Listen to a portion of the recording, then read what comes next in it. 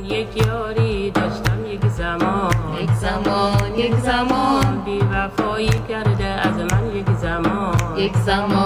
زمان پسرا وفا ندارن ویلا در به سر دختر میذارن ویلا چه کنم از دست این پسره که داره قلبم آتیش میزنه ويا يما الهوى دقبابي وانا ما ادري بالهوى شذابي وانا ما طبع الوفا اهل الوفا حاط وردات العشق في شتافي دقبابي ويلا دقبابي ويلا دقبابي ويلا دقبابي. رادیو آبادان به دلیل وجود سانسور، خفقان و دیکتاتوری فعلا در شبه جزیره آبادان واقع در خاک ایران تهیه و پخش نمی‌شود، اما قول می‌دهم اگر زنده ماندم که حتما خواهم ماند، در آینده یک روز صدای من را از شبه جزیره آبادان بشنوید. بدون تردید در آن روزگار که دیگر این حکومت فقرات در رأس امور مملکت داری نخواهد بود، هر هفته یا هر روز برنامه را این گونه شروع خواهم کرد: مردم ایران، اینجا آبادان است.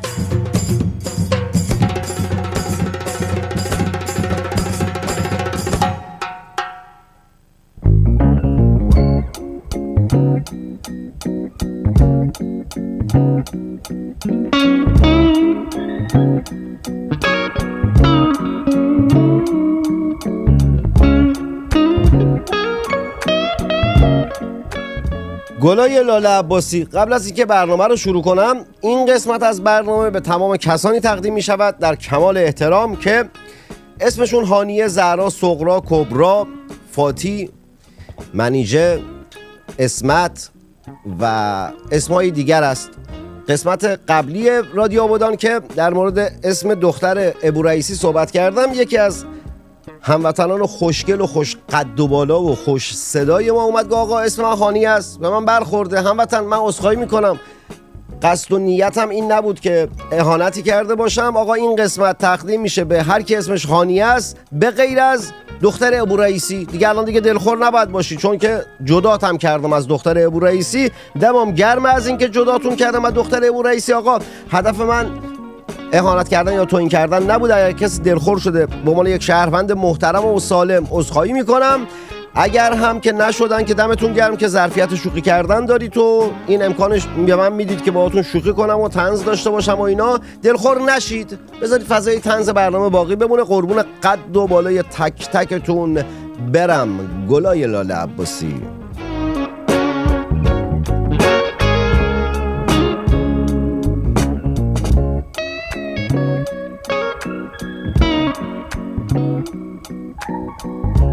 مهمان دارم این برنامه هم نسیم بهروزه که در مورد انتخابات ریاست جمهوری در امریکا با اون گفتگو خواهم کرد. بعد واسهتون خبر میخونم، دلبری میکنم، قربون قد و بالاتون میرم، کامنت های شما رو میخونم، جونم براتون بگه که دیگه یه چند تا کار دیگه، چند تا ژانگولر آقا نگم براتون. قبل از برنامه نسیم که جیگرم رو خون کرد، 100 بار زنگ زدم جواب نمیداد، فکر میکرد نیم ساعت دیگه است برنامه، اصلا خون به دلم کرد. بعد آقا اومدم یه شکلاتی خوردم، مزه توت فرنگی و شربت اسپکتوراند و شربت او یکی شربتی چی بود ما سرماخوردگی میخوردیم بچه که بودیم و آمپول شربت ب کمپلکس و آمپول آمپیسیلین. همه این مزه ها رو قاطی و شکلاته این مزه میداد، اصلا دهنم مزه ها.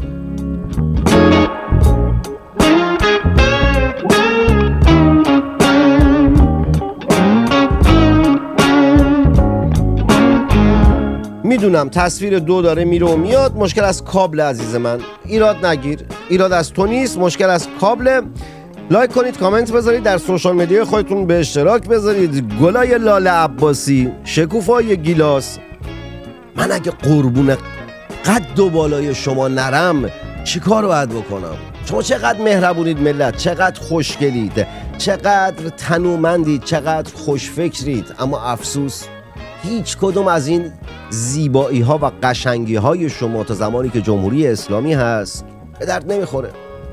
جمهوری اسلامی نمیذاره زیبایی من و توی ایرانی شکوفا بشه، چه اون زیبایی مال قد و بالامون باشه، چه اون زیبایی فکرمون باشه.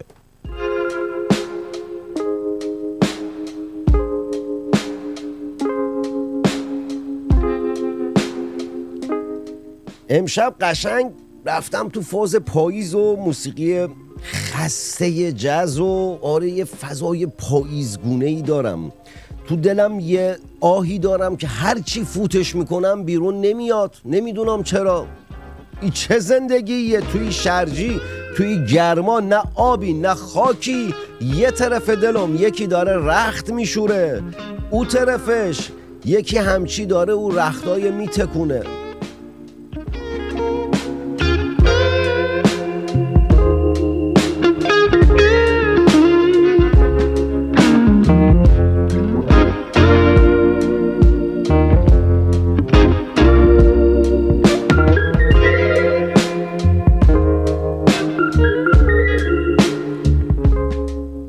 به این خاطر که یه طرف دلم یکی داره رخت میشوره، او طرفش او یکی داره رختای میچکونه و میتکونه. یکم بیحال برنامه امشب. شما گرمش بکنید، شما بیاریتش رو فرم برنامه رو با قشنگیاتون، با کامنتاتون، با لایکاتون. دارم میبینم سرعت لایکا خیلی پایینه. آقا رئیس سازمان ثبت احوال اسمش هاشم کارگره. حالا اگر گفتم کارگر به کارگران محترم بر نخوره، دلخور نشن. این رفیقمون هانیه اومد سوجه داد دستم. هانیه امیدوارم الان تو برنامه، نمیدونم هستی یا نیستی. اگر هستی تا آخر برنامه هی حالا منم که هی تا آخر برنامه میخوام تیکه، نه که تیکه بندازم اذیتت کنم، تیکه بندازم لبخند به لبای خوشگلت بیاد که دلخور نباشی از من. شهرام نوشته گرم فقط با موسیقی بندری. چشم، بعد از صحبتان نسیم میریم برای موسیقی بندری. بعد یه چیزی میخواستم بگم و یادم رفت. هانیه یادم رفت. چرا گیر دادم به هانیه؟ خب بابا دلخور شده به چه بدبخت، حق داره، حساس رو اسمش. مثل این که مثلا ما رو جواب سلام حساسم، یه عده رو اسمشون حساسن. چیز بدی هم نیست.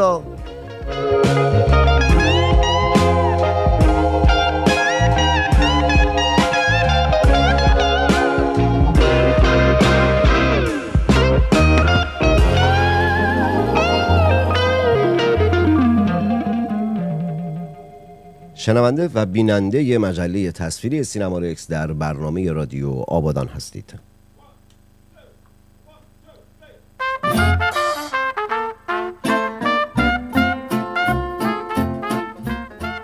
آها یادم اومد، داشتم در مورد هاشم کارگر خبری میخواستم بخونم، گیر دادم با هانیه، یادم رفت خبر. آقا این هاشم کارگر گفته عکس بعضی از کارتای ملی زیبا نیست. هاشم اگه تو خونه‌تون آینه داری، تو آینه نگاه خودت بکن. اگه نداری یه چیز صیقلی بگیر جلوت نگاه کن، ببین قصد قیافه خودت زیبایی از چند صد متریت رد شده. خب بعد کال مغز خودتون و کارتای دارید صادر میکنید، خودتون قیافه ملت میاید اوتوری میکنید، بعد میای میگی زیبا نیست. نسیمم به گگ نمیدونم به ما لبخند میزنه، داره که با کسی چت میکنه لبخند، سرش پایینه، هیچ گگوداری لبخند میزنه. ها داره لایو نگاه میکنه. ها به چی لبخند میزنی؟ چه خنده خوشگلی هم داره امشو نسیم.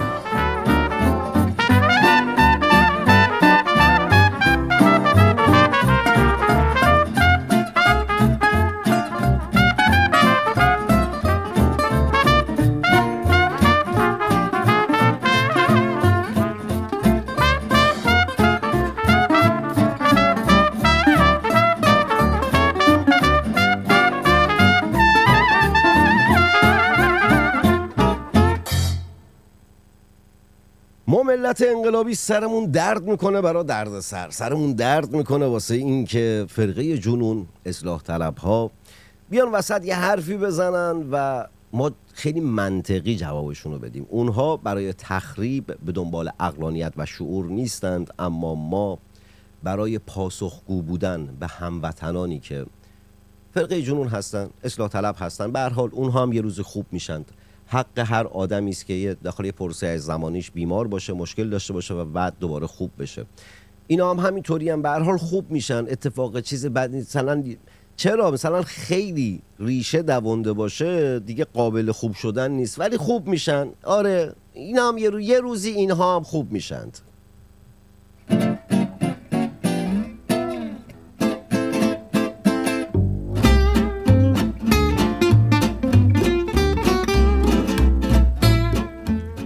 هانیه نمیدونم تو برنامه هستی یا نه، امیدوارم بعدش برنامه رو ببینیم و دلخور نباشید، بیای مهمان برنامه باشی، با هم دیگه شوخی بکنیم. قابلیت برنامه طنز اینه که آدم ها با یکدیگر شوخی بکنن. ما خودم هم خیلی آدم شوخ طبعی و ما کسی با هم شوخی کنه با بسک میزنم تو کلیه سمت چپش ها.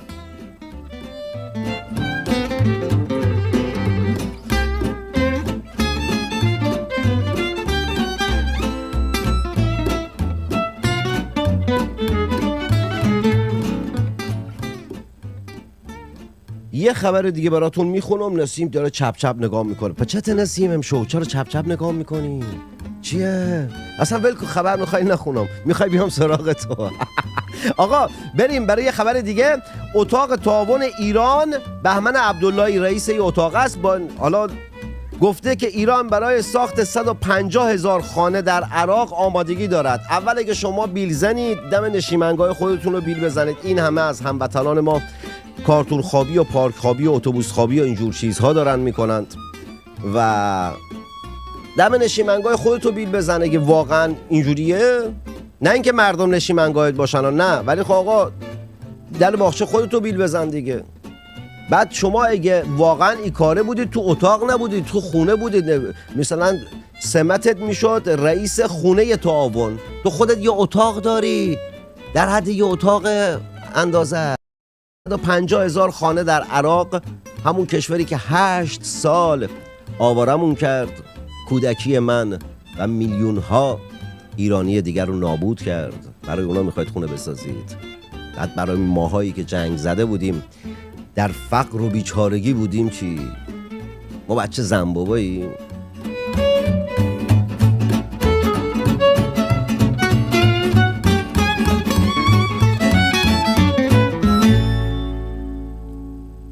ملت شریف ایران، ملت ستمکش ایران، ملت قشنگ ایران، دختران زیبا و پسران خوشتیپ، خانم ها و آقایان، آدم های چاق، لاغر، زشت، قشنگ، مهربون، کریه، ناپسند، خوش هیکل، خوش فکر، خوش روحیه، مهمان این قسمت از برنامه رادیو آبادان نسیم بهروز است. همونطور که چند روز پیش وعده داده بودم تا زمان ریاست جمهوری، یعنی انتخابات ریاست جمهوری امریکا، نسیم هر چند روزی یه بار میاد یک گزارشی از رقابت‌های انتخابات در امریکا میده. نسیم چه خبری از انتخابات در امریکا داریم؟ اول من مایلم که دلیل لبخندم رو بگم. احساس میکنم یک چند سالی هست که ما هر پلتفرم سیاسی که وارد میشیم، اگه در اونجا خبری باشه، لایوی باشه و مردم وقتی که اونجا کامنت میذارن، منشن میذارن، همیشه ما کامنت های جاوید شاه، جاوید رضا شاه دوم، زنده باد خاندان پهلوی، چه ربط داشته باشه به اون موضوع چه نداشته باشه رو میبینیم و این چیزی که واقعا عمیقا منو خوشحال میکنه و لبخند رو به صورتم میاره و بسیار امیدوار کننده است. این دلیل لبخند من بود. همیشه هم دیدم که در لایوهای برنامه تو هستم و خوشحالم که مخاطبین این برنامه از زمره مردم آگاه و میهم پرستمون هستن. آخه دلیل داره نسیم، بگم دلیل داره، به این خاطر که زمانی که داشتم مجله تصویری سیما رو یک سر تعریف می‌کردم و زمانی که داشتم پیاده‌اش می‌کردم که به مرحله اجرا برسونمش، نیتم بر این بود که صدایی برای ملی گرایان باشه، صدایی برای بچه‌هایی باشه که شاهزاده رضا پهلوی رو رهبر سیاسی خودشون و تنها آلترناتیو برای سرنگونی جمهوری اسلامی میدونن. حالا به لالواش فرقه جنون میان یا نمیدونم اصلاح طلبه و سیستم امنیتی جمهوری اسلامی هم میاد شیطنت کنه، ببینه ما چی میگیم، مثلا برش بزنن، ببرن حاشیه‌ای درست کنن، دردسری درست کنن که واسه من اصلا اهمیت نداره. خوشبختانه نونم رو نه هیچ حکومتی میده نه هیچ دولتی میده، نونم رو مردم میدن. همین سرمایه گذاران رسانه من، همین کسانی هستن که برنامه‌امو میبینن. در نتیجه آقا تا زمانی که هستم براتون برنامه سازی میکنم، هر وقتم که نبودم کسانی دیگه بدون تردید خواهند بود. ایران دوستان زیادی در جهان هستند که واسهتون میتونن بهتر از من برنامه سازی کنن. میشنوم نسیم. بسیار هم عالی. اوکی، بریم سر انتخابات آمریکا. 67 روز مونده تا انتخابات آمریکا. هر روز ما چندین خبر حاشیه‌ای و یکی دو تا خبر اصلی داریم که واقعا بسیار چه میگم به قول این آمریکایی‌ها اوورولمینگه و خیلی رقابت سخت و نفسگیری رو ما شاهدیم. بالاخره در چند روز گذشته بعد از برنامه آخری که من اینجا بودم در خدمت شما، تاریخ دقیق مناظره هریس و ترامپ اعلام شد. 10 سپتامبر یا 20 شهریور این مناظره در شبکه ABC، شبکه بسیار چپ و به نوشته خود پرزیدنت ترامپ در سوشال میدیا خودشون فاسد، شبکه بسیار فاسد و چپ ABC اجرا میشه.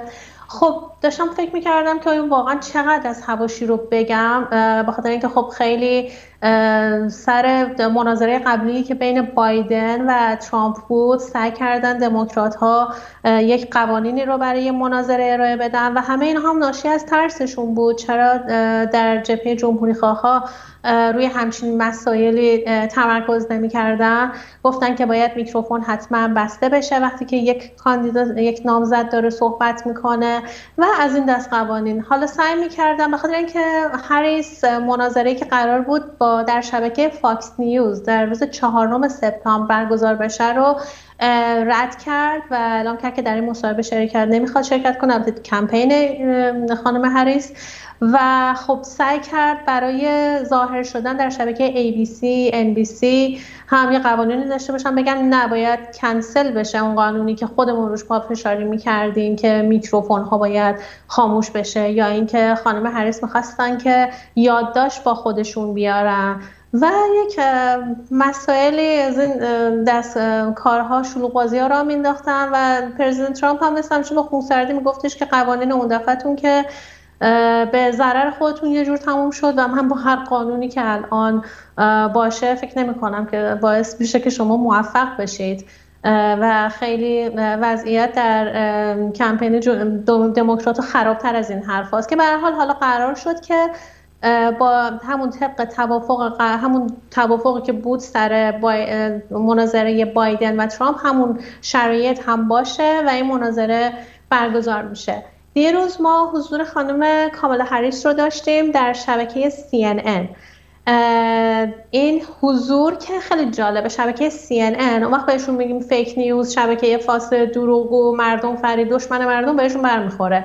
ساین لایو یعنی زنده رو روی این تلویزیون گذاشته بود، در حالی که این مصاحبه قبلا انجام شده بود و تقطیع شده بود و خیلی ادیت شده بود و فقط 16 دقیقه و 30 ثانیه پس از 37 روز که خانم هریس امتناع کرده بود که مصاحبه کنه، گفتگو کنه، در هیچ پرس کانفرنسی حاضر نشه، این هم به این شکل پخش شد. من هنوز این 16 دقیقه از عمرمو تلف نکردم که ببینم، البته امروز حتما میبینم، اما ریاکشن هایی که دیدم که خیلی نگران کننده بود، حتی برای خود حامیان دموکرات ها که اصلا ایشون مثل این که یه جوری اظهار عدم علاقه کرده بود به اون، اظهار عدم آمادگی کرده بود به اون سمتی که نامزدش هست ریاست جمهوری آمریکا.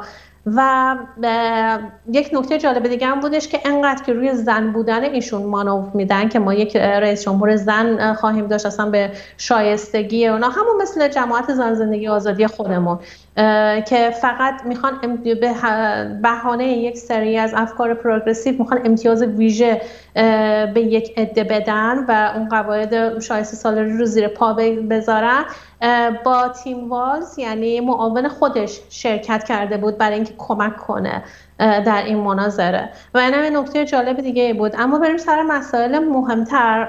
یک چیزی که برای من خیلی مهم بود، چون من سعی میکنم در برنامه چون میدونم زمان محدوده به مسائلی که مربوط به ایران مطرح میشه اشاره کنم. دلم میخواد به توییت سناتور تام کاتن اشاره کنم، سناتور آرکانزاس فکر میکنم، و ایشون یه توییتی زدن و از کامالا هریس سوال پرسیدن که چرا تیم امنیت ملی شما مرتب و مکرر با مالکشان جمهوری اسلامی در کاخ سفید ملاقات داشته و این توییت خیلی مهم بود چون که به جاهای خیلی مهمی میرسیم و گفتن که درست نیستش که مقامات کاخ سفید با اون تروریست پرورترین یک حکومتی که بزرگترین حامی تروریست هست در جهان ملاقات داشته باشن مقامات کاخ سفید و این به ضرر امنیت ملی ماست. اون چیزی که برای من جالب بود و اینجا بهانه‌اش بود با هم دیگه صحبت کردیم که در رابطه‌اش صحبت کنم در رابطه با آقای فیل گوردون بود، مشاور امنیت ملی کامالا هریس.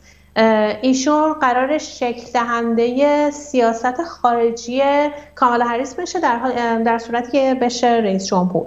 حالا میخوایم یک مقدار مثلا خلاصه میگن که این آدم چه کسیه. از شکل دهنده های اصلی یعنی دخیل بوده به شدت در توافق برجام در سال 2014 و 2016 در نشست‌های سازمان نایاک شرکت کرده و اونجا خیلی ابراز امیدواری می‌کرد که روابط جمهوری اسلامی و روابط آمریکا بهبود پیدا بکنه، یعنی خواهان رابطه با جمهوری اسلامی بود. در کتابی که فیل گوردون داره، کتابش رو اولا تریتا پارسی پروموت کرد و در این کتاب تغییر رژیم جمهوری اسلامی رو خطرناک عنوان کرده و گفته که صراحتاً مخالف تغییر رژیم در ایرانه و دیپلماسی رو راه درست میدونه. در نیویورک تایمز سفر خیلی تاکید داشته و عقیده داره که سفر شهروندان آمریکایی یا ایرانی آمریکایی کلا شهروندان آمریکا به ایران سیف هست. خب حالا ما حتی همین جا اگه حساب کنیم می‌بینیم که سیاست‌های ایشون چقدر شکست خورده است و چه زیان‌هایی رو به بار آورد. یعنی امتیازاتی که تیم اوباما و بایدن دادن به جمهوری اسلامی و در قبالش هیچ دریافت کردن. در مقابل جمهوری اسلامی جسورتر شد، اون تمام به اون بمب هسته‌ای نزدیکتر شد، عملیات تروریستی رو بیشتر گسترش داد در خارج کشور و مردم رو بیشتر سرکوب کرد. درباره همین که ایشون گفتن که سیف هست سفر به ایران، دیدیم که گروگان‌ها که آزاد شدن و دولت آمریکا، دولت بایدن و اوباما به جمهوری اسلامی پول دادن و اون پولها چه شد؟ صرف سرکوب و کشتن جوانان کشورمون شد. همین هیچ چی میگن دستاورد دیگه‌ای برای مردم و نداشت. مقاله مشترک با آریان طباطبایی داشته، مقاله مشترک با راب مالی داشته. میدونیم که هر دو برکنار شدن. آریان طباطبایی مقام ارشد وزارت دفاع بود در دولت بایدن که به خاطر اون حواشی که بود، به خاطر ارتباطات نامناسبی که با جمهوری اسلامی داشت خیلی گسترده است. من میتونم درباره آریان طباطبایی و رابرت مالی که همچنان رابرت مالی تحت تحقیقات اف بی آی هست یه 20 دقیقه صحبت کنم که اینا چه کردن و چطور با جمهوری اسلامی در ارتباط داشتن. این آقای فیل گوردون که یک خلاصه از فعالیتاشون رو گفتم، شکل دهنده روابط خارجی ایران به صورت مشخص با آمریکا خواهد بود، منظورم جمهوری اسلامیه. و آقای جوئل روبین که معاون سابق در یک سمتی داشته در وزارت امور خارجه دولت بایدن، میگه من پیش بینی میکنم که کامالا هریس اگر رئیس جمهور بشه قصد جدی داره که یک توافق برجام دیگر رو دست و پا کنه و این از اونچه که اتفاق افتاد در چند روز گذشته. اگر وقت داریم من درباره مقداری که یه سوالی هم داشتم در مورد صحبتی که ترامپ که داخل کتاب جدیدی که داره منتشر میکنه بهش اشاره کرده، هرچند که چند روز پیش هم یعنی چند وقت پیش هم داخل یکی از مصاحباتش گویا به این نکته پرداخته بوده که ترودو فرزند کاستروه. بعد نمیدونم این یکم در مورد این قضیه صحبت کنه، یکم مسئله حاشیه‌ای داشته، یکم گویا قرار شکایت بکنن از ترامپ، یه همچین چیزهایی شده. یکم در مورد این قضیه هم صحبت بکن، هرچند که اینم بگم که داخل کشور خودمون خب رافعی پور هم داریم که فرزند یاسر عرفات یا دیگران. حالا ما کاری ندارم به زندگی کسی، سرم تو لباس زیر کسی نیست، هر کس فرزند هر کی که هست به من ربطی نداره. مهم اینه که واسه جهان و واسه آدم‌های پیرامون خودش بتونه مفید باشه که اسلام گرایان و چپ ها نه برای خودشون مفیدن نه برای جهان. دقیقا خیلی نکته خوب رو اشاره کردی. یعنی هر آنچه که من میخواستم بگم رو در یک جمله به دقیق ترین شکل گفتی. اولا من خوشحالم که این سوال مطرح شد، چون که خب خیلی ما رو متأهل حامیان ترامپ رو، خیلی راستگرایان رو متهم میکنن به این که ما اهل تقدسگرایی هستیم و انتقاد به هیچ کس و سیاست‌های هیچ کس رو روا نمیدونیم و ترامپ رو منجی میدونیم، حضرت میدونیم، پیغمبر زمانه میدونیم و اینا. خب این یک سوال تو، این یک فرصت خوبی برای من فراهم کرد که به این بهانه پاسخ بدم. من لازم میدونم تاکید کنم الان که هم در سال 2016 هم در سال 2020 و همکنون حامی ترامپ هستم و به ایشون رأی دادم و قطعاً 5 نوامبر به ایشون رأی میدم، به خاطر اینکه اون رو سیاست‌های ایشون رو هم نجات دهنده بحران‌ها و اون خطراتی که آمریکا الان درگیرش هست میدونم، هم اون رو همراستا با سیاست‌های همراستا با مبارزات مردم ایران میدونم و اعتقاد دارم که وجود فرد قدرتمندی مثل ترامپ در کاخ سفید میتونه هزینه مبارزه رو برای ما پایین بیاره. اما همونطور که اشاره کردم من به سیاست‌های ایشون علاقه‌مندم. یک روش‌های ایشون دارن که خب من شخصاً گاهی نمیپسندم. دلیلش رو هم میگم. ببینید وقتی که ما دست بالا رو داریم، موضع برتر رو داریم و طرفمون یک دیدگاه‌های جهان وطنانه ضد میهنی داره، غرق در انواع فساد، غرق در انواع دروغ، ریا، فریبکاری، کارنامه سیاهی داره، در این زمان وقتی که حریف و رقیب سیاسی ما همچین کسیه، خب ما دست بالا رو داریم، ما موضع برتر رو داریم، ما به اندازه کافی چندتامون پر هست که فکتوال و با استدلال بریم و نذاریم که قضیه به حاشیه کشیده بشه. این حاشیه رفتن، این اسیر فرع شدن روش خود همین دموکرات‌ها، روش همین چپ‌ها در دنیاست، روش پهلوی ستیزای خود ماست. با اینها چون برای اصل موضوع هیچ پاسخی ندارن، خودشون عاشق این هستن که حریف رو هم به حاشیه بکشونن و بتونن با بازی کردن برگ قربانی و همین چیزی که الان گفتی، شکایت و اینجور کارا، اصلا اصل موضوع که اون مشکلاتی هست که اون جامعه باهاش درگیر است و یه جورایی به حاشیه ببرن. خب اصلا من میگم که حالا چه دلیلی داره که ما به رقیب همچین آتو و بهانه‌ای بدیم؟ حالا اینکه مثلا این جاستین ترودو خودش یک سیاست مدار فاسده و من اون رو کانادایی‌های زیادی رو در توییتر دیدم که اون رو خائن میدونن و اون رو سیاست‌های اون رو کاملا کمونیستی و تخریبگر میدونن و نه اینکه میدونن، این اتفاق افتاده. یعنی الان ببینیم کانادا به کجا کشیده شده که کانادایی‌ها فکر مهاجرت افتادن. من ویدیوهای بسیار زیادی رو دیدم و حالا این آدم به اندازه کافی بهش انتقاد هست و به اندازه کافی نقطه سیاه در کارنامه‌اش داره که حالا ما بریم بگیم که آقا مادر ایشون مثلا با چه کسانی، با چیزی که نشست و برخاست داشته، یا مثلا من خوندم اون چند خط کتاب رو که خیلی موهای جاستین ترودو شبیه تره به مثلا این حرفا باعث میشه که آیدی این برای آقای ترامپ چیه؟ آیدی همچین سیاستی، بهانه دادن به دست طرف مقابل که آقا شما یک آدم ضد زن هستی. بخاطر اینکه واقعیت چیه؟ هزاران میلیون ها والدین در دنیا هستن که راستگرا هستن، در همین آمریکا متاسفانه الان بچه‌هاشون خیلی چپ و خیلی در وضعیت بدی هستن. برعکسش در کشور خودمون داریم. چه والدینی داشتیم که طرفدار خمینی و اون ایده‌های اسلامگرایانه بودن، اما الان بچه‌هاشون می‌بینیم که جزء مبارزین هستن. به خاطر همین اصلا اینا دلیل نمیشه. اینو من بگم که من الان معلم اخلاق نیستم، یعنی من الان نمیخوام تفسیر اخلاقی کنم موضوع رو.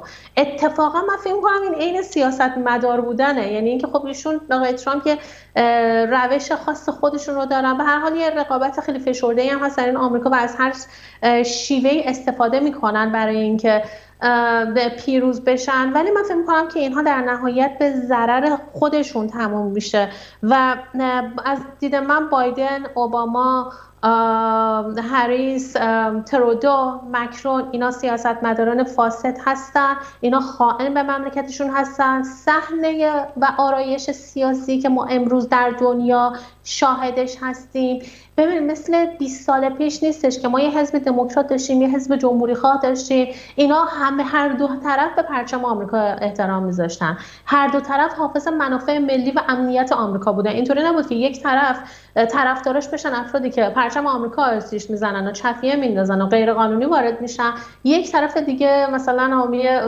خواهان نجات کشورشون باشن. الان این حالا اصلا نه یک تفسیر آخر و زمانی نه هیچی، صحنه آرایش سیاسی در دنیا الان به این شکلی که میهنگراها و کسانی که کشورشون رو دارن در از دست رفته میبینن ایستادن روبروی کسانی که ضد میهنن، افکار جهان وطنانه دارن، انسان ستیزن، کودک ستیزن، حامی تروریستا هستن، بمب گذاری میکنن. اون چپ های اون پهلوی ستیزای کشور خودمون، اون چپ ها، اون رژیم های ببخشید احزاب ضد کردی که در واقع گروه های نیمه مسلح هستن، این الان آرایش به این سمت. حالا چه لزومی داره وقتی که ما سمت حقیقت، نور، روشنایی ایستادیم با تخریب شخصیت یا با فحاشی اونو بریم؟ اصلا احتیاجی به این کار نیست. اونان که به این کار احتیاج دارن، اونان که این روش‌ها رو استفاده میکنن، نه ما. به خاطر همین من نقد دارم و همیشه در صحبت با پادشاهی خواها و حالا چه دوستان خودم، چه فعالین سیاسی، چه اونهایی که در ایران هستن، اینو بگم که من نمیگم پادشاهی خواها فحاشن، که اونی که میگه پادشاهی خواها فحاشن و به تخریب دست میزنن خود پروپاگاندای جمهوری اسلامیه. پادشاهی خواها اخلاق گراترین، پیشروترین و بهترین، یعنی اون قدم نیروهای ملی‌گرا هستن. نگاه کن نسیم، یه پرانتز باز کن، نگاه کن این که فحاش و اینا، خب اون فرقه جنونن که این مسائل رو مطرح میکنن. خیلی وقتها کسانی که حالا فیلم‌هایی اومده بیرون که درگیری ایجاد شده، یا اینکه دلخوری بوده، یا اینکه نمیدونم موضوعی مطرح شده، هر کس که بارها هم داخل برنامه‌ام گفتم، هر کس که سیبیل داره باباتون نیست. ولی اینکه نمیدونم کی فحاش هست کی فحاش نیست، خب بددهن بودن یه چیزیه که اخلاقم یک تعریف نسبی داره. من خودم آدم بددهنی هستم، اما آدم بی‌تربیتی نیستم. بددهن بودنم هم دوست دارم، هیچ مشکلی با بددهن بودن خودم ندارم. ولی این که بیان تعدادی بیان نمیدونم این قضیه رو بخوان مثلا بددهن بودن یک رفتار فردی است، این رفتار فردی رو بخوان به جمع ربط بدن، یا اینکه به یک هویت ملی ربط بدن، یا اینکه بیان به یک حرکت ملی بخوان ربطش بدن، خب این همون بحث های چرندیس، حمله هایی است که میکنند و در آینده هم خواهند کرد. فکر میکنم داخل مصاحبه بود که همین امروز با سعید قاسمی نژاد داشتم اشاره کردم به بحثی که این روزها دارن به شاهزاده رضا پهلوی حمله میکنن که نمیدونم صندوق اعتصابات چی شد، پول صندوق اعتصابات چی شد. اولا اینکه صندوق اعتصابات شکل نگرفت، پولی جمع نشد، همونجوری که سعیدم داخل مصاحبه‌ای که داشت کامل اشاره کرد. دوما آقا، اگر شما بر این باور هستید که شاهزاده رضا پهلوی آنقدر قدرت سیاسی در جهان دارد و آنقدر نفوذ در جهان دارد که تحریم هایی که امریکا بس کرده رو بذاره کنار و همچین صندوقی رو شکل بده و بتونه به هموطنانمون که اعتصاب کردن کمک مالی بکنه، اگر همچین قدرتمندی رو داریم، یعنی باور دارید به قدرتش که انقدر قدرت داره، پس دیگه مشکلتون که باش مخالفت میکنید چیه؟ دردتون چیه دیگه؟ اگرم که همچین قدرتی رو نداره، پس چرا همچین انتظاری رو ازش دارید؟ این حمله ها رو خواهند کرد. 1 دقیقه 2 دقیقه صحبت پایانیت رو میشنوم. نام شاهزاده رضا کردی به خاطر اینکه همچنان ایشون رفتار و منشش و شیوه مبارزاتی که در 40 و اندی سال پیش داشتن همچنان به نظر من بهترین الگو هست برای میهنگرها، برای پادشاهی خواها. من دوباره مجدد تکرار میکنم که این روش ها اصلا به پادشاهی خواها نمیچسبه و به راستگرایان. این دقیقا روش اتفاقا خود چپ های افراطی و چپ های شیطانی هست که نسبت داده میشه. البته شاهزاده رضا پهلوی هم با ترامپ قابل مقایسه نیست. ترامپ خب به هر حال یک نامزد انتخاباتی که میخواد قدرت رو به دست بگیره. شاهزاده رضا پهلوی از اون تربیت شاهانه، منش شاهانه و اون اصالت در اون محیطی که بزرگ شدن برخوردار بودن و به نظر من همچنان یکی از بهترین نمونه هستن. اگه بخوایم به جنبندی این بحث ترامپ برسیم و مطلبی که در کتابشون عنوان شده، به نظر من تمرکز بر روی اصل موضوع و بهانه بی خود ندادن به دست رقبای سیاسی و اون اجازه ندیم که به حاشیه بره مشکلات اصلی که مردم باهاش دست و پنجه نرم میکنن و اون مشکلات اصلی که کشور باهاش روبروه، یکی از بهترین شیوه های مبارزاتی هست و شیوهی هست که میگم همونطور که گفتی اصلا بحث اخلاقی نیست، اینجا بحث سیاسته و این سیاستیه که مردم میپسندن که به اصل موضوع رسیده بشه. چون خودم هم خب عضو حزب هستم و دارم فعالیت حزبی رو هم تمرین میکنم، خیلی برام مهمه که به این نکات توجه کنم و مرسی از اینکه به من فرصت دادی که در این باره صحبت کنیم و این نکات هم گفته بشه. در روزهای آینده باز نسیم بهروز با انتخابات ریاست جمهوری امریکا مهمان مجله تصویری سینمالکس و برنامه رادیو آبادان خواهد بود.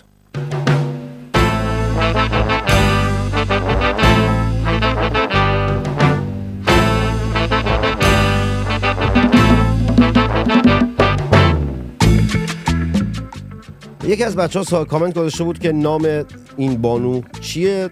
صبا، میگم صبا، چرا گفتم صبا؟ نسیم بهروز از بچه‌های خوب حزب ایران نوین.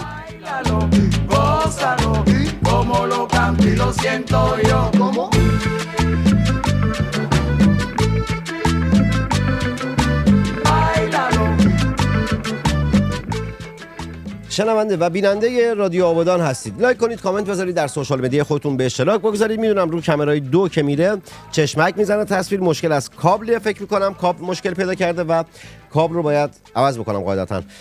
بعد همین دیگه کم کم بریم واسه خبرها و اتفاقات و یه چند دقیقه واسهتون خبر بگم و بعد بریم آهنگ بندری رو برنامه رو تمومش کنیم. تموم نشده، نریا بمون، کارت دارم.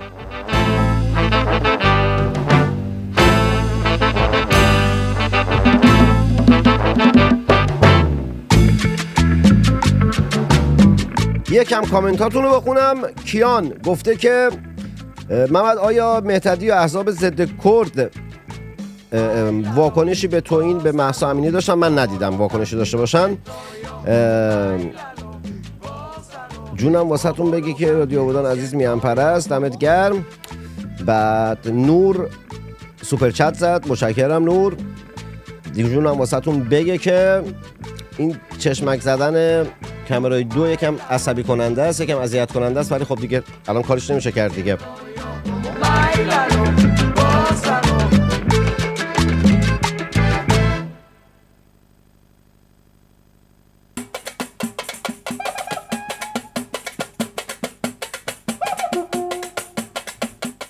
تعدادی از بچه‌ها واسه 25 شهریور سال روز به قتل رسیدن مهسا امینی کامنت گذاشتن. بله، هر جا که هستیم و هر جا که هستید به خیابان‌ها خواهیم اومد. امیدوارم که بتونیم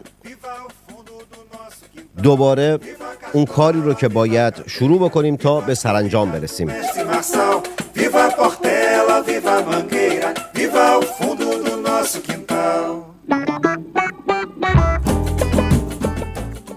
امام جمعه قزوین عبدالکریم عابدینی، اسمش عبدالکریم، فامیلش عابدینیه. حالا فردا دلخور نشه بگه عبدالکریم یه طور گفتی. هانیه اگر تو برنامه هستی دارم ما شوخی میکنم، از دلت در بیاد، تو دوباره قهر نکنی عمو، دوباره نیایید دلخور شده باشی. یا ما میخوایم انقلاب کنیم، برای انقلاب باید خیلی پوست کلفت باشیم. بعد اسم خودم که افتضاح دیگه محمده، اسم خودم هم گیر میدم، ما به دماغ خودم هم گیر میدم دیگه، چه برسه به اسم خودم و اسم دیگران. دلخور نباش از ما. اینجا دور هم دیگه جمع میشیم که بتونیم اخبار کثافت و گند و حقیقی رو داشته باشیم و از اینجور کارا بکنیم. بعد جونم واسهتون بگه عبدالکریم بازش کرده، گفته که اوضاع اسرائیل وخیم است، مردم غزه سست نشوند. مردم غزه که گویا شبا تا صبح مشغولن، بالای 50,000 تا کودک در همین 10 ماه به دنیا اومده، سرشون شلوغه، تو نگران نباشه. بعد اوضاع اسرائیل هم وخیم نیست، اوضاع نشیمنگاه شما وخیمه که موساد هر وقت خواسته شوخی دستی کرده باش. Viva o jongo, lundo, gafieira, coco, capoeira, Angola regional. Viva a alegria da festa de rua, no bloco, no asfalto e no carnaval. والا توی شرجی توی گرمان نه آبی نه خاکی، دروغ میگه اوضاع اسرائیل وخیمه. Festa de rua, no bloco, na escola e no carnaval. Viva a cartola, viva a candeia, viva a culica do mestre Marçal. مسعود پوزیده بازش کرده، پوزیده کلن بی‌حوصله سا، یه چیز بیقرار توشه انگار، همش وول میخوره. پیش خامنه ای هم که رفته بود اصلا نشیمنگاه نشستن نداشت، نشیمنگاه غریبی دارد ایشان. آقا گفت بازش کرده، گفته که نخبه ها را چطور تربیت کردیم که از کشور میرون. اولا که شما تربیتشون نکردید، جهان مدرن اونها رو تربیت کرد. دوم میرن که زندگی خوبی داشته باشن، آسایش داشته باشن، آرامش داشته باشن و بتونن در جهان امن زندگی بکنند.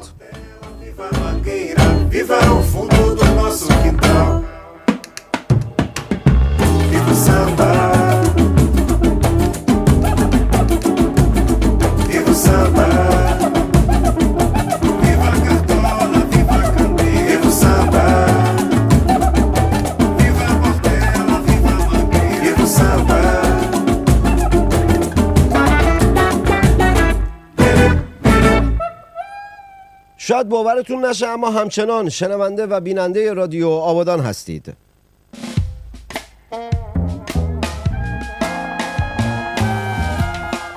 این کمرای دو که میره و میاد چشمک میزنه، چشمک زدنش مثل چشمک زدن دهه 70. یه سری از رفیقایی داشتیم وقتی میخواستن چشمک بزنن دماغ و دهنشون هم با چششون بالا پایین میشد.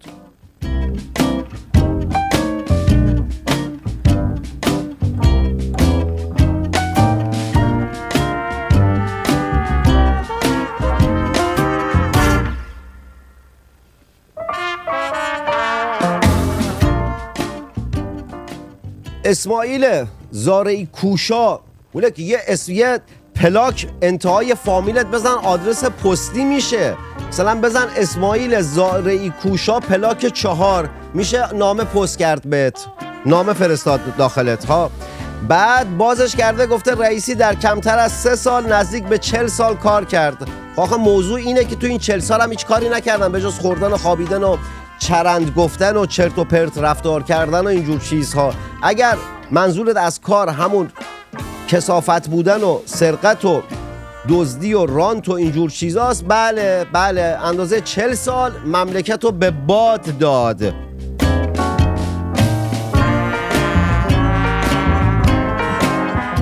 دقت کردید از زمانی که ابو سقط شده هیچ خبری از علم لب سرخو نیست؟ همیشه برام سواله که علم الهدا لپش با چی سرخ میکنه؟ سرخاب سفیداب میباله؟ کسی پنجولش میکشه؟ مثلا باجناقش پنجولش؟ نمیدونم. همیشه برام سواله. یعنی 2 سوال دارم. سوال اولم اینه که وقتی انگشت تو گوشم میکنم انگشتم حال میکنه یا گوشم. سوال دوم اینه که علم لپش چجوری اقصد سرخه؟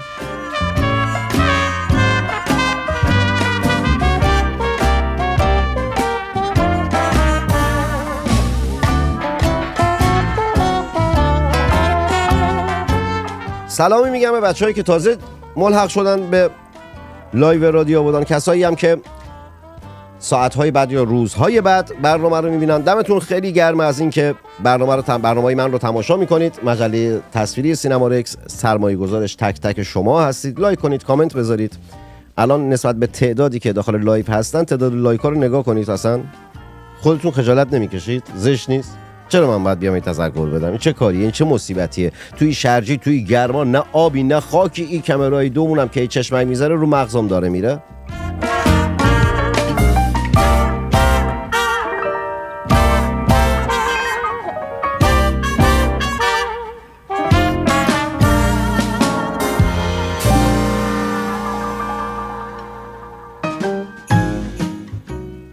هنوز یکی داره گوشه دلم رخت میشوره، یکی اوور دلم داره او رختاره میتکونه.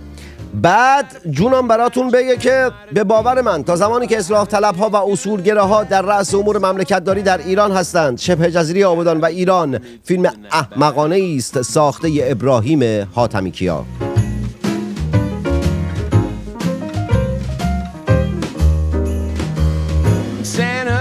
Won't you let me explain? I thought these rules of yours are just fun and games. یکم بیام واسه کامنت هایی که بچه‌ها گذاشتن. رهبر روزی کامیار گفته رهبر روزی 3 بار میرفته حموم. منصوری معلومه که ماتحتش داغونه. حالا ما خبری نداریم از ماتحت آیه دیکتاتور. بعد جونم واسهتون بگه که لیلا بانو درود منم ماریا لیلا ماریا سلام کرده بهت، جواب سلامشو بده. شاید مثل ما رو جواب سلامش حساس باشه. یکی گفته میخوایم بیایم برنامه چجوری بیا عزیز دلم داخل اینستاگرام دایرکت بده، اونجا با هم دیگه هماهنگ میکنیم. درود. لیلا ماریا لیلا جواب سلامت داد، به جواب سلام داد لیلا. دلم برات تنگ شده لیلا. حالا میخوای ماریا مابقی مسائلتون مطرح نکن تو چت بابا. این چه کاریه تو ای شرجی تو ای گرما؟ بعد ولی خب خوبه همینجوری که با هم دیگه صحبت میکنید سبب میشه که کامنت هم گذاشته باشید. ترفند خوبی است. بعد لایک کردم کامیار جان. ماریا چقدر فعالی.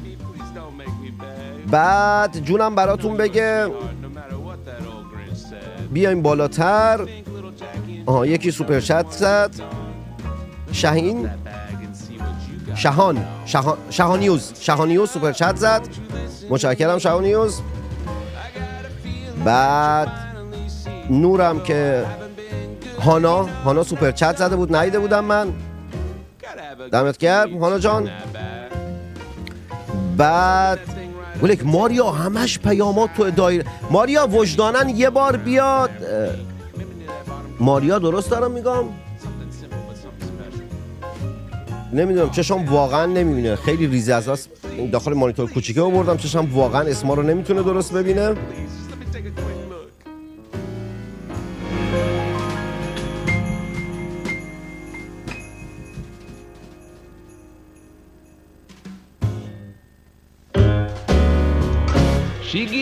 اسم این بند خدا ماریا نیست، میریم اسمشه. یه بار بیا مهمان برنامه باش. بعد دیگه جونم براتون بگه آیتم که کلی بچه ها بهش سلام و احوال پرسی کردن، باش حالشو پرسیدن. آیت چرا اینقدر ملت دوست دارن؟ چی کاری که اینقدر ملت دوست دارن؟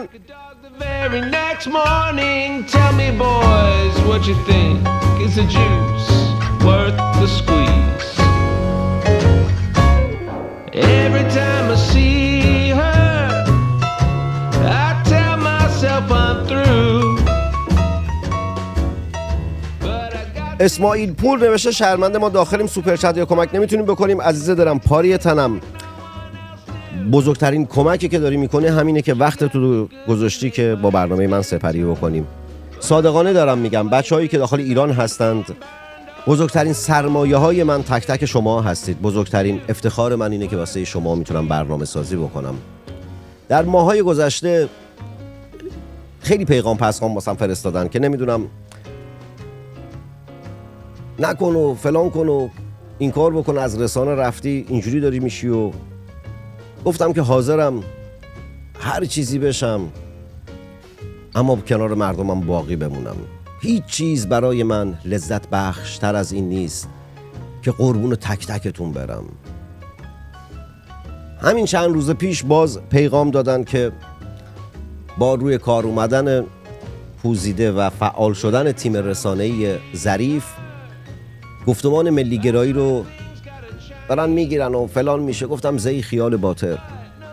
حتی اگر هیچ کس طرفدار شاهزاده نباشه، من و سینما رکس طرفدار شاهزاده باقی خواهیم موند تا زمانی که هستم و تا زمانی که جمهوری اسلامی سرنگون نشه. همینجور صدای مردمم خواهم بود. بعدش احتمالا میرم بازنشستگی دیگه. حتی اگر تنها باشم بین 90 میلیون باز صدای شاهزاده و ایرانگرایی خواهم بود.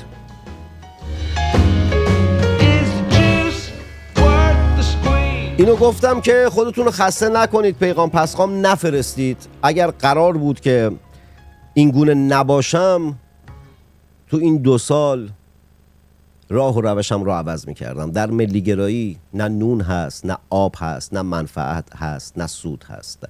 در ملیگرایی فقط عشق به ایران و ملت ایران هست.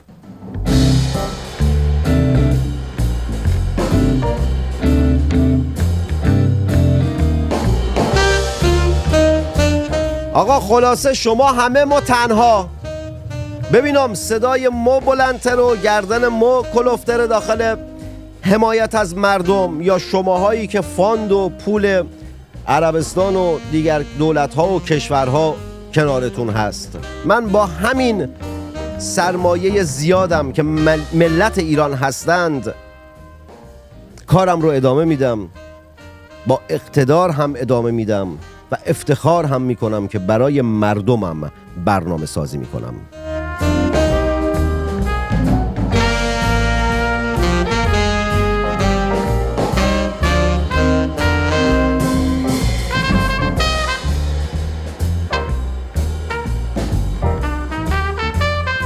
در روزهای گذشته که خبر به قتل رسیدن محمد امیر موسوی توسط پلیس جمهوری اسلامی عمومی شده و پلیس هم خب واکنش هایی داشته. چند ساعت پیش هم خبری دیگر اومده که هنوز در لحظه‌ای که داشتم برنامه رو شروع می‌کردم این خبر اومده بود، هنوز از صحتش اطمینان کامل ندارم. گویا شخص دیگر هم توسط پلیس جمعه 9 شهریور تو بازداشتگاه کشته شده. اسمشو نمیگم که اگر درست نبود یه وقت خبر جری نخونده باشم. جونم واسهتون بگه که اگر بهش مفصل نپرداختم به این خاطر که یک برنامه فردا احتمالاً خواهم داشت با یک شخصی که در مورد تاریخچه جنایت و شکنجه در جمهوری اسلامی صحبت خواهم کرد. واسه همین گذاشتم که مفصل یک برنامه در اون مورد داشته باشم. فرن هم سوپر چت زد، متشکرم فرن جان.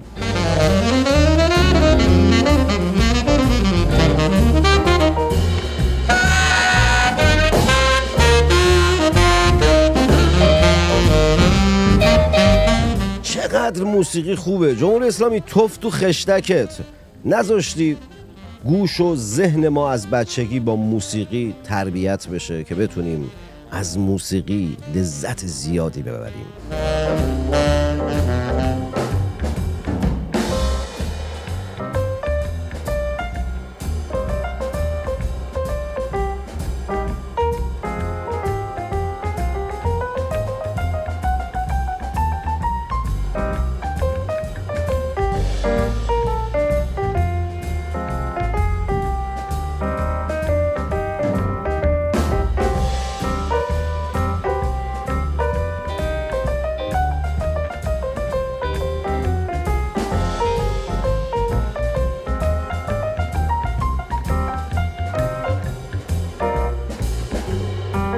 گل لاله عباسی، تو اینجای برنامه اومدی لایک کردی، کامنت گذاشتی؟ با اونایی که الان تو لایو هستن هم هستم، فقط با کسانی که بعداً برنامه رو میبینم نیستن. بچه‌هایی که بعداً برنامه رو میبینم میتونید این پایین سوپر چت و تانکس رو بزنید. از مجله تصویری سینما رکس میتونید حمایت مالی بکنید. برای من افتخار است که تک تک شماها سرمایه گذاران برنامه‌ام هستید. برای من افتخاره که شماها هزینه شغلی من رو دارید پرداخت میکنید. اینکه عربستان یا دیگر کشورها و حکومتها که خواهان نبود ایران هستند سرمایه گذار من نیستن، بزرگترین افتخار برای منه. بهتون عشق می‌ورزم حتی اگر عاشقم نباشید.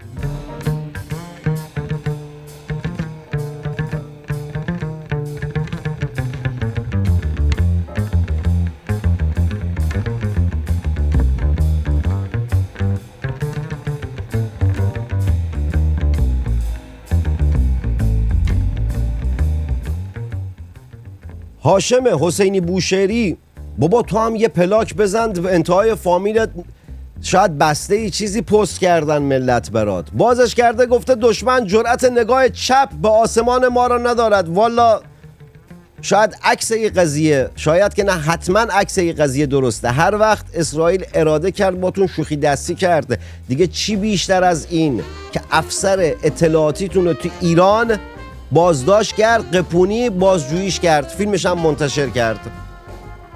چقدر شما پررویید.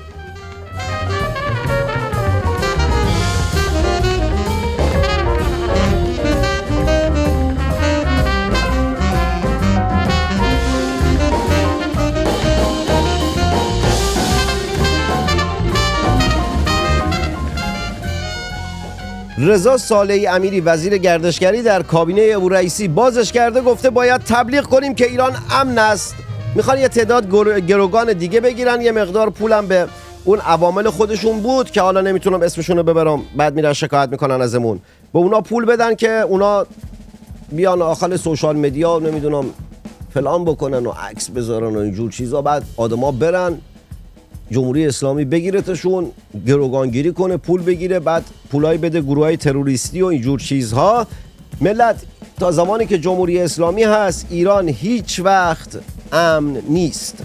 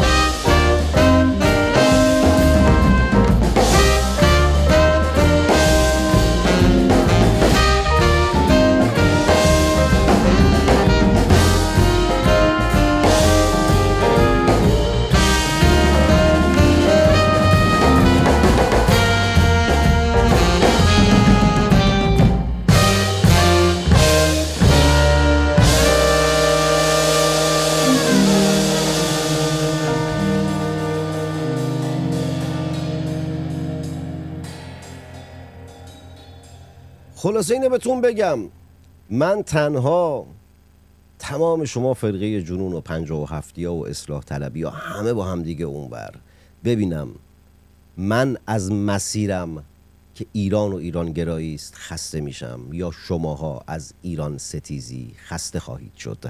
دختران زیبا و پسران خوشتیپ آبادانی و شهرستانی، تا برنامه آینده موسیقی خوب گوش کنید، مطالعه و ورزش کنید، سمت سیگاری، تمچی، زگدوا، ترامادول و مابقی مزخرفات نرید. یعنی معتاد نباشید و معتاد نکشید عزیزم. حشوش و چیلیم هم خودش معتاده، نکش عزیزم، خوب نیست. خود و شهر خود را آنگونه که هست بشناسید و به آنچه که دارید بسنده نکنید، چرا که شما در آن شبه جزیره و آن کشور هیچ سرمایه‌ای به غیر از فقر و نداری و بدبختی ندارید. محمد تنگستانی، جنگ زده دل تک تک شما.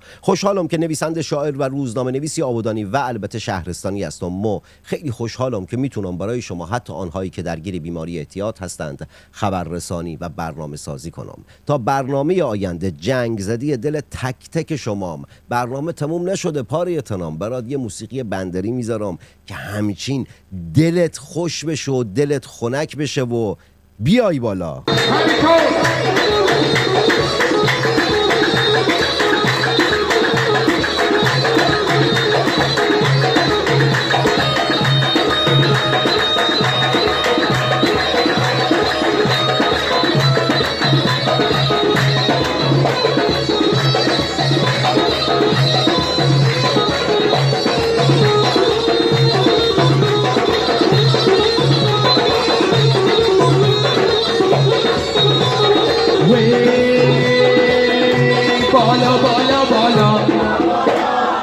بالا بالا و دختر نرو بالا، حالا میفتی از اون بالا و این لباست پره میشه و این رک بیچاره میشه.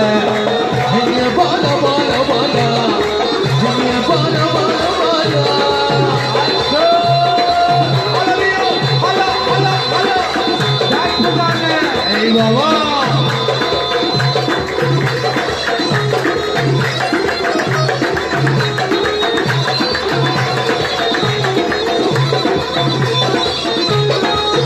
و بالا بالا بالا و بالا بالا بالا ای بالا بالا بالا و ای سر لوله فشاری و ای نوشتم یادگاری. ای بالا بالا بالا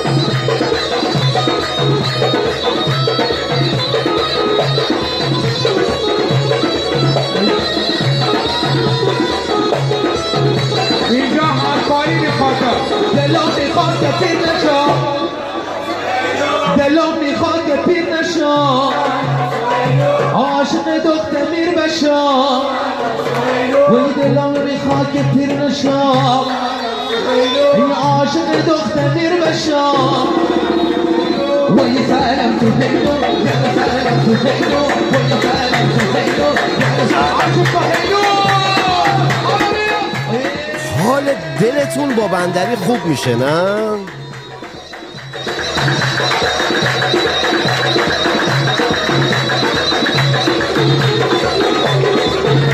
جونا عزیزم مرسی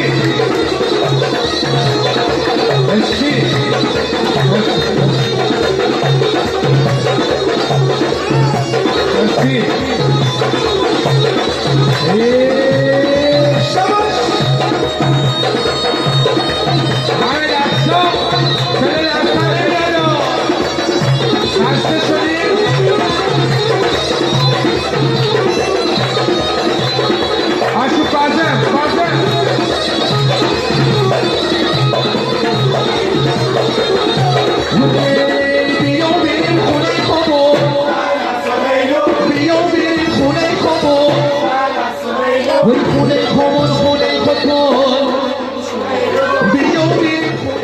گم حالا ای سهیلو شاکی نشه هانیه هانیه